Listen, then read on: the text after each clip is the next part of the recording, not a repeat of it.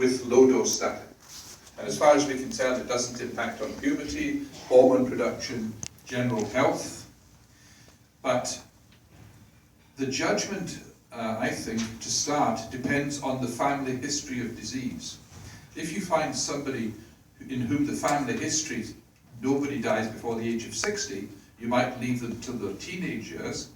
But if the usual family history is true, 40, 45 myocardial infarction, then you should treat that child just before puberty and continue that treatment. And you start with a low-dose statin, and by starting early, look at the results you can get. And then as they become adults, you might go from 5 milligrams of a statin, and then you might be more aggressive and go to a high dose of statin, or say, well, we'll keep 5 milligrams but add in ezetimibe. So take those options. But it's a metered response, but you do start just about as they enter the 10, 11 age.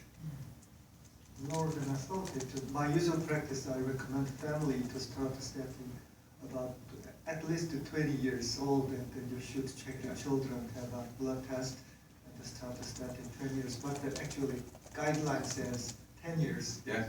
Much earlier than that. Look at the new guidelines. I mean, they are just, they were published at the European Atherosclerosis meeting in Glasgow in March. So they're just brand new guidelines. I recommend the low dose statin instead of low. Well, the first thing. What is the LDL goal for the age 10 years old? I'm not sure goals mean so much because remember that their total cholesterol will be low and it will climb throughout life. So if you have a heterozygous FH child, their LDL might be 4 millimoles compared to their siblings' 2 millimoles. What you should try and do is actually bring it down to the average in that family. So again, you're talking about 30-40% reduction in LDL, but you increase the dose as they get older. So certainly by the time they're an adult at 20, you've got them on the full dose.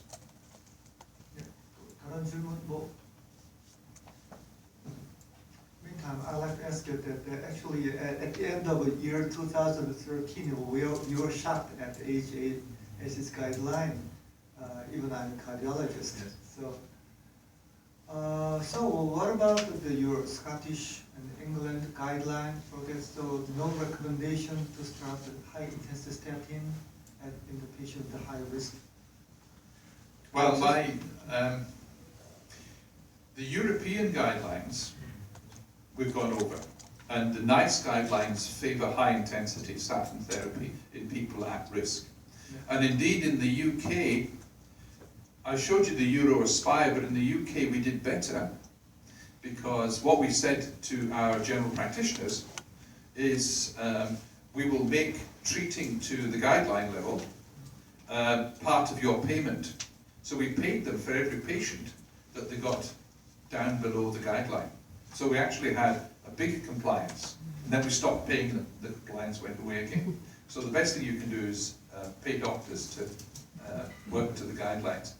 The Scottish guidelines are being revised at the moment, so I can't tell you what the new version looks like. The old version had guidelines on high intensity statin therapy because it was 5 years ago, and it had guidelines on targets, very similar to the European guidelines.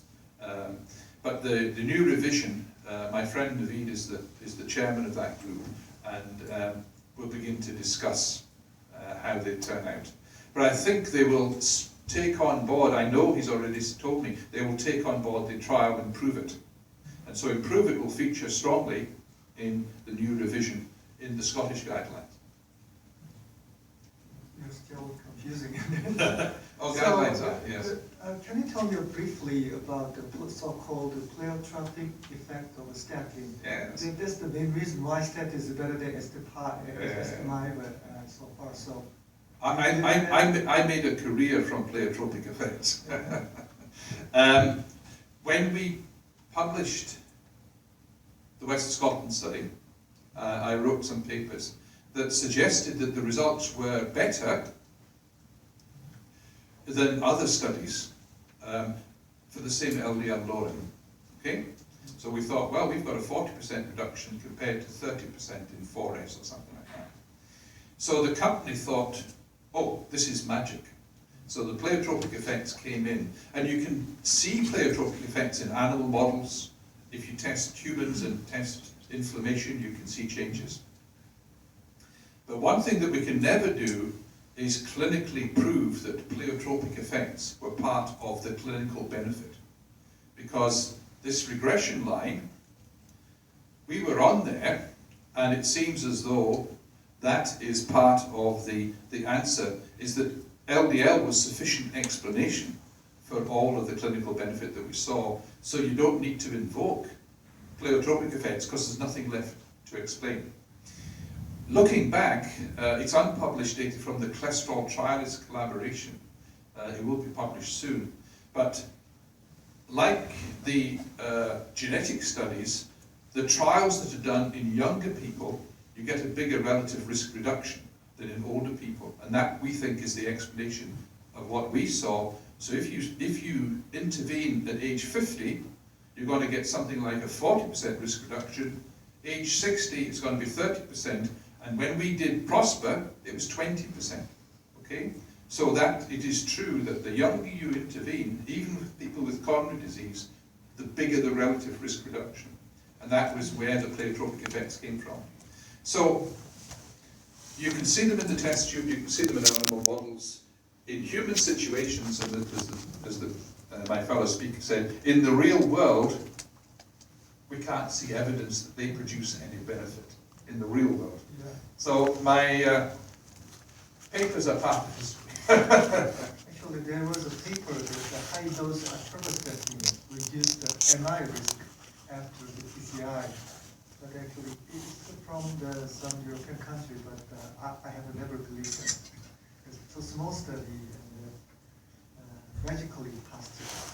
Anyway, another question is, actually, still we are afraid of too much low LDL level. Yep. So the question is that some clinicians are afraid of increasing the risk of cerebral hemorrhage when LDL level is too low.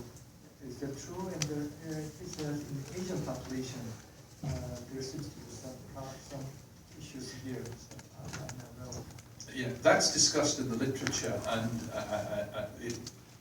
the first thing is on the whole, in the round, when you look at people with very low LDL levels, and some of you will be aware of the PCSK9 inhibitors, where people have LDL levels of 20 and 25 milligrams per deciliter. And it seems as though in those individuals there's no increase in risk of dementia or other pathological changes. They seem to be perfectly healthy.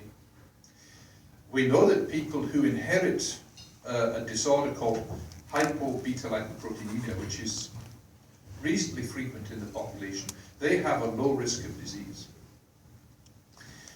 In terms of stroke, total stroke goes down, and in our population, at least ischemic stroke goes down as LDL goes down, and people seem to be categorically on the fence with regard to with regard to hemorrhagic stroke.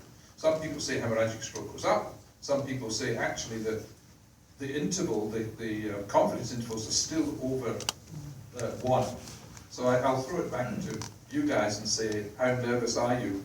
At the moment, I think if you're taking LDLs down into the 50s and 60s, which certainly well past 70, the risk of having a hemorrhagic stroke is still very low, and we still don't know that it's being driven by the LDL change. So those are the things, that's an unknown, but at the moment I would say that driving LDLs down below 50 even, everybody at the moment thinks that's okay to do. By everybody, I mean most people who look at that. The questions mentioned the Asian population, so I'd like to ask you, Dr. Kim. Yeah. And in Asian population, really, the hemorrhagic stroke risk is higher in the very low LDL level? 과거에 이제 일본에서 그런 데이터들이 많이 있었고요. 그 LDL 콜레스테롤이 낮으면 토탈 콜레스테롤이 낮은 사람한테 헤모리직 스트로크가 많이 생겼다. 일본에서 에피데미올로지컬 스터디에서 꽤 많이 있었습니다. 근데 그 당시에 이제 그런 것을 걱정하기도 했지만 뒤늦게 이제 나중에 모아서 최종 결론은 그런 콜레스테롤이 낮은 사람이 컨디션이 안 좋다는 거죠. 재난 스테이투스가. 그러니까 하트페일리어도 잘 생기고. 웨너스 트라이얼이 아니라 그냥 파퓰레이션 스터디에서. 네, 에피데미올리컬 스터디에서 그랬고요. 그다음 이제 그 스파클 스터디에서 토바스타틴 80mg 썼던 분에서 서클 어널리시스에서 과거 헤모리직 스트로크 있었던 환자분에서 더 잘생겼습니다. 근데 그것도 이제 그래서 과거 헤모리직 스트로크 있던 사람한테는 되도록이면 하이 인텐시티를 피하라고 그렇게 돼 있고요. 아메리칸 가이드라인도 그렇게 돼 있습니다. 그런데 이제 신경과 뉴럴로지 저널에 이제 2, 3년 전에 나온 데이터를 보면 그때 스파클 연구자들이 그걸 서클 어널리시스를 해봤더니 헤모리지가 잘생긴 리커한 사람들은 혈압이 높았던 사람들한테 잘생겼다는 거죠. 그래서 혈압이 정상으로 조절이 잘 됐던 사람들한테는 안 생겼고 혈압이 높고 160 이상으로 시스톨이 높고 그런 사람한테 하이 테스트를 썼을 때 더 잘생긴 것 같다. 그래서 메이저 팩터가 혈압이 좀 작용하는 것 같다. 그런 인터벤션 스터디. It comes from the population study in Japan. Yes. This is about the Asian population study, but the story is more complex than that. It is doubtful. I think population studies are difficult because they show lots of things that are confounded. It's only when you actually do it in a trial that you actually get the answers, and the answers so far have been encouraging. In the context with the lower the risk of possible risk of lower LDL level, I'd like to ask that if the patient have, in my patient actually, it was my patient, my VIP patient actually, just finished the PCI after the cardiac arrest, and there's a high-risk patients of course, but the initial LDL level is 65 milligram per deciliter. And according to the guideline, I should have started high-intensity statin last year. But I was worried, and other people are too much worried about this, so I started the 10 milligram simvastatin. So, what do you think? If the lower is better, initially low patient low LDL level, we should start the even lower LDL level. If they're starting at almost at that target and you're driving them low, I think the evidence is you should go for it. You might not today you might not choose to go for 80 milligrams of atorvastatin. You might want to say, well, I'll go with a low dose statin and ezetimibe. That's one of the options that is now available that wasn't several years ago. The other thing with patients in the middle of an acute coronary syndrome episode is that LDL levels go down post-MI and climb.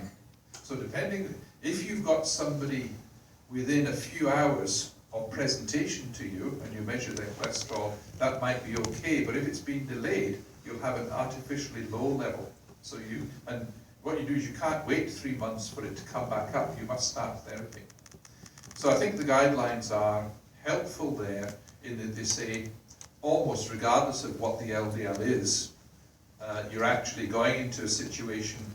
Now, we don't need to invoke pleiotropic effects because even that amount of LDL may be being pro-inflammatory. And we did some studies. Dr. Cho here. I did some studies with a colleague from Seoul, Dr. Cho from the Women's Hospital, when he was in Glasgow. And we looked at LDL subfractions in your population. And actually, although you have low LDL levels, you have high levels of the small dense LDL that is highly atherogenic and easily oxidized. So I think your LDL may be more atherogenic than you think. And it's a publication from 2000. So I think probably you do have to intervene in those individuals. In the guideline, the level, the target level also percentage reduction of LDL level. Yes. So which one is more important? In my patient case, actually in your patient LDL case, it's the is percentage. 65, but still we need a reduction. 50% is Yes. better. The 50% is the more important number. I think the percentage is there to stop people thinking, well, the LDL was 75, it's now 69, and finished.